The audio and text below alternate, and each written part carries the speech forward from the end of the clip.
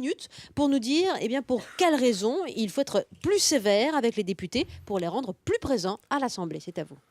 Plus sévère, en tout cas il faut être sévère. D'abord parce que c'est du bon sens. On ne force personne à être député. Quand on est candidat a fortiori élu, le lendemain de l'élection, on doit assumer son mandat. La deuxième raison, c'est la démocratie.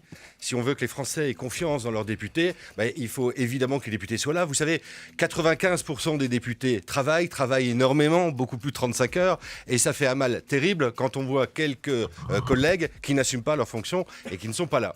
Et puis troisième raison, c'est que c'est la loi. Je vous ai ressorti le texte, c'est un texte signé Charles de Gaulle. 13 décembre 1958. Charles de Gaulle signe une ordonnance qui dit quoi ?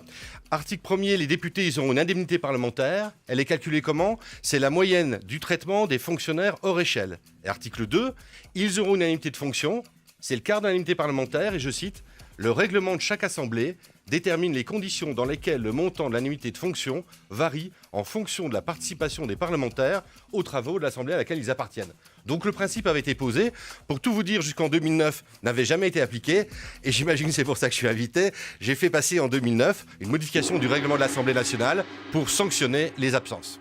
Absolument, et merci, vous avez dit les choses, Jean-Luc Warsmann, avec une certaine tonicité. On va voir si votre adversaire ici en studio en fait de même. Thomas Guénolé, vous êtes politologue et vous considérez qu'on en demande trop aujourd'hui aux députés, que la loi est à cet égard suffisante ? Je pense que les dispositions actuelles sont incohérentes, elles sont mal fichues pour parler clair. On ne peut pas d'un côté sanctionner les députés financièrement quand ils sont absents de l'hémicycle et de l'autre les autoriser à avoir des activités dans le privé ou d'autres mandats. Ce qui est plus simple, c'est de faire en sorte qu'un député ne soit que député.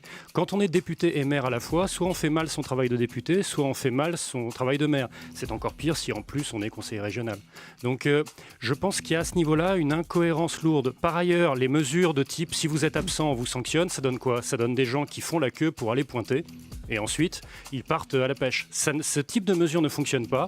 Ce qui compte, c'est de faire attention sur les règles de cumul d'activité et non pas de demander aux gens de passer à la pointeuse.